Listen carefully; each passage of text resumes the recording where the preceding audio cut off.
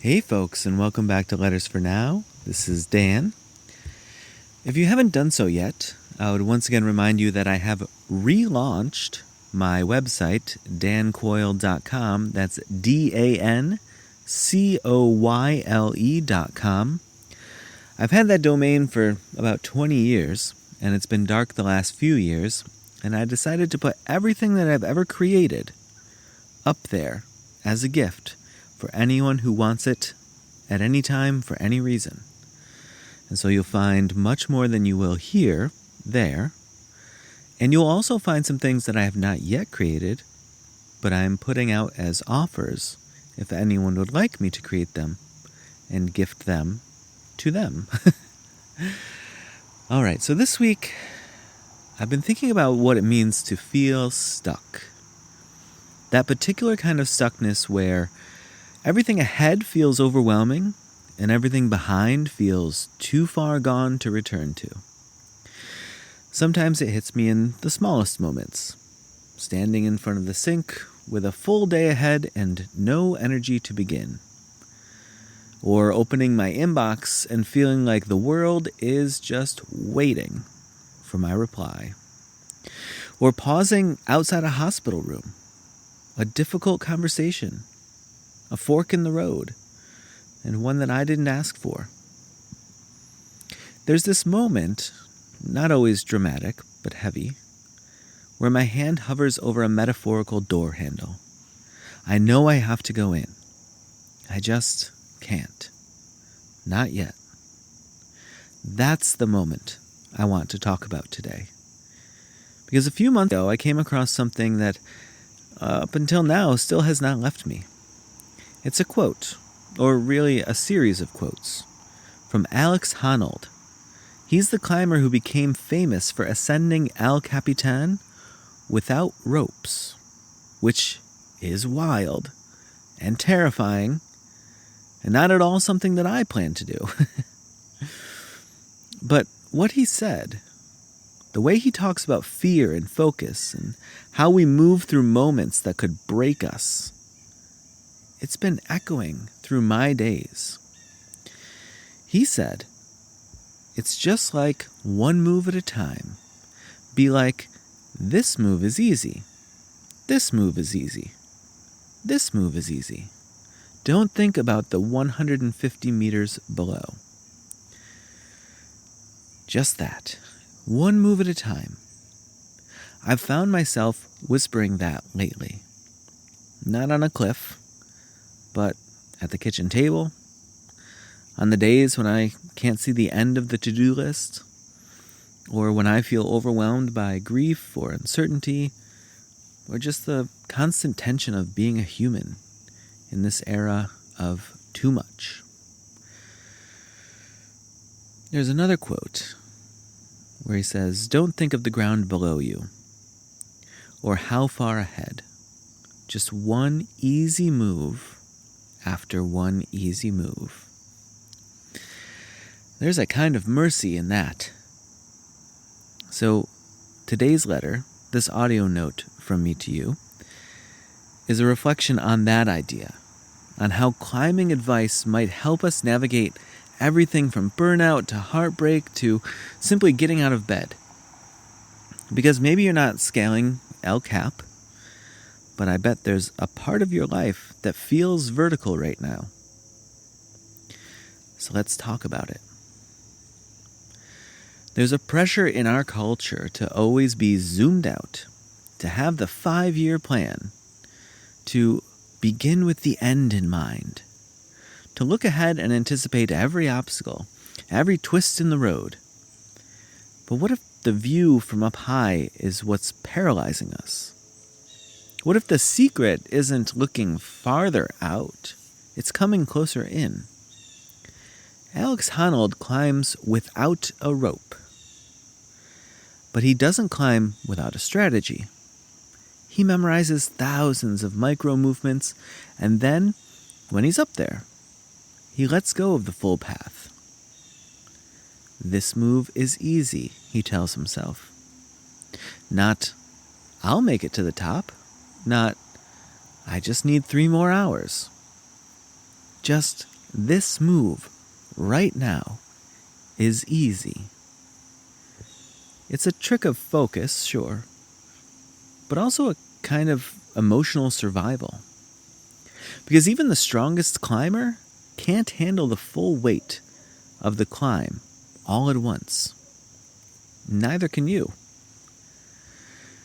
So maybe today, instead of thinking about the whole thing, the launch, the rebuild, the apology, the diagnosis, the novel, the job search, you just take the next move. You write one line. You reply to one message. You fold one towel. And you think, this move is easy. And if it's not, if it's a hard move, a shaky one, you don't need to make it beautiful. You just need to make it. That's it. Another thing Alex says, and you can hear it in his calm, focused voice when he's talking through his climbs, is that he doesn't think about the drop, the opposite of the top, the drop. Not because it's not there, not because it's not real, but because looking down won't help. Looking down, in climbing or in life, stirs the panic. It activates the imagination in the worst possible way. You start to feel every mistake you might make before you've even made one. You begin writing stories about what people will think, what will happen if you fail, or what it says about you. And the thing is, none of those stories exist yet. You haven't fallen, you haven't failed, you haven't even moved. You're just standing there, already afraid of a future that hasn't arrived. Don't look at the ground below you, Alex says. Just one move after another. In real life, this might look like, don't replay the awkward conversation from yesterday. Just show up today. Don't imagine the entire job search. Just update the first line of your resume. Don't think about what you'll say at the funeral. Just choose the shirt that you'll wear. The mind wants to time travel into worry, but the body only moves in the present. So stay with the next reach, the next word, the next breath. That's where your footing is. Now, here's something I love, maybe most of all, about how Alex talks about fear. He doesn't pretend it's not there. He just negotiates with it. He says, if you get into a position you don't like, it's easy to let that stuff spiral out of control and be like, now I'm really scared.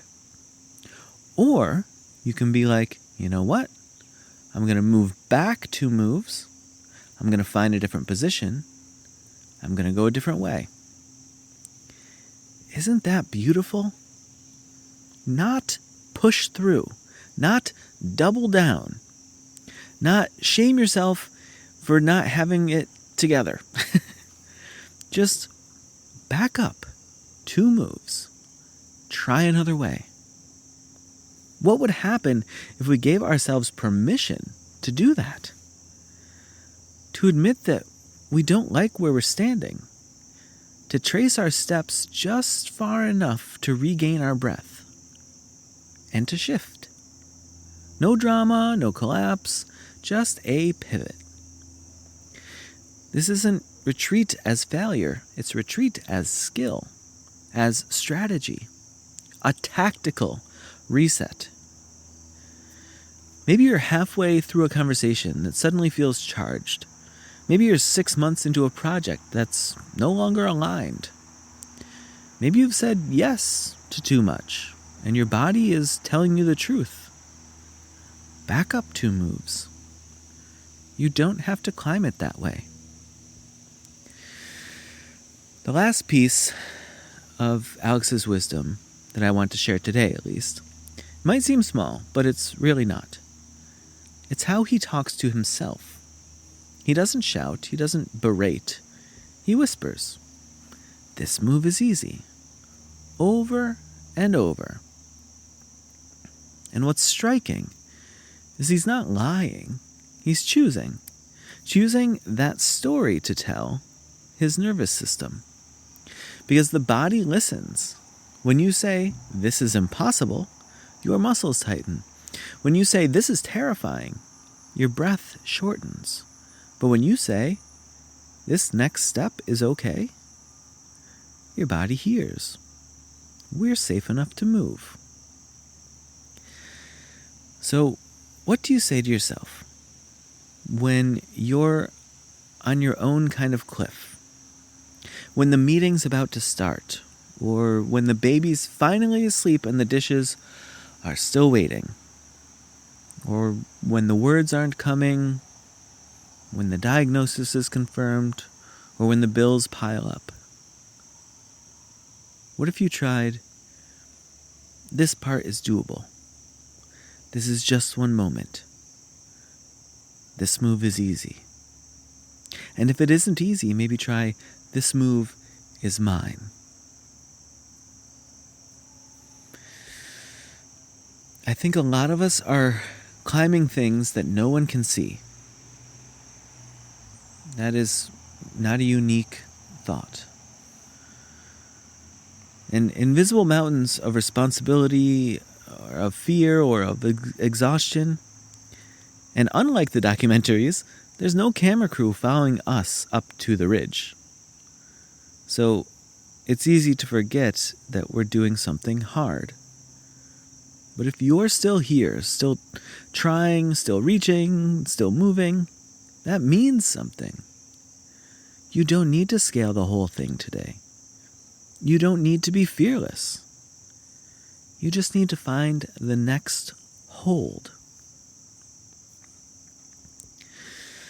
So here's my ask for the week ahead. It sounds like I'm demanding you do something, but it's a soft ask, we'll say that. When you feel frozen by fear or inertia or uncertainty, try asking yourself, what's the next move that's within reach? Or what would happen if I didn't look down? Or is there another path I haven't tried? Or what if I spoke to myself like I wanted me to survive this? Let the wisdom of a climber guide you through the flat parts of your life. Because really, they aren't flat. They just hide their steepness in ordinary clothing. So, remember that image that we started with, the trembling hand on the door handle? You don't have to fix what's waiting inside. You don't have to be ready for the whole climb. You just have to open the door. Just that. Because from there, you'll see the next step. And from there, you'll find the next. This move is easy. Or if it's not easy, it is enough. Thanks so much for listening. I really appreciate it. If this meant something to you, please send it along to someone else who might find meaning in it as well. And I will see you in the next one.